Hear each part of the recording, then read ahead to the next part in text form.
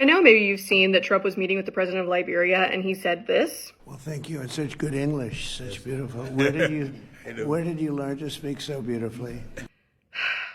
Okay, so not only is that just ignorant, racist, it's also just historically a very stupid thing to say, and I want to explain why. The modern country of Liberia was literally founded by a private kind of organization supported by the US government. Formed in 1816, the American Colonization Society was founded by people who thought that the best way to deal with Black people living in the United States was to get them out of here and send them, quote, back to Africa. Now, they focused on free Black people who volunteered to leave. And it was mostly founded by Quakers who sort of best intentions were like, well, we want them to have the best opportunity for freedom and equality, and we think that's going to be over in Africa, not here. There's problems with that, but still. But also, obviously, racists and enslavers and other groups that just didn't want free Black people roaming around, they also were like, yeah, send them over there. So in 1822, they started shipping over Black Americans who volunteered to go and settle and found the colony of Liberia. And I want to be super clear about this. If you remember from your American history class, like the Virginia colony that was like a joint stock company that got a charter from the king to go and found Jamestown, it's 100% the same thing. It's what's happening here.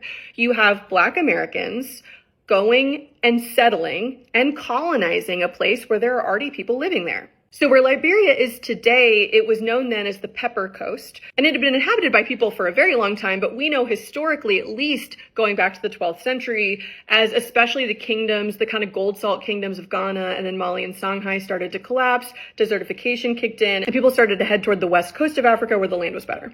This, by the way, is one of the other reasons why there was so much sort of chaos and ethnic violence and territorial wars in West Africa right at the time when a lot of Europeans were looking for a source of slavery.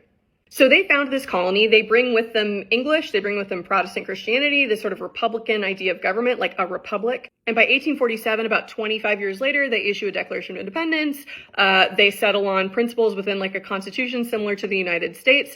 And in doing so, they have basically taken white Protestant English-speaking society and colonized it and put it on top of indigenous society. Now, white people in the United States don't really see it that way because to them in the 1800s, they're all Black people. So why can't they all just kind of unite and get along?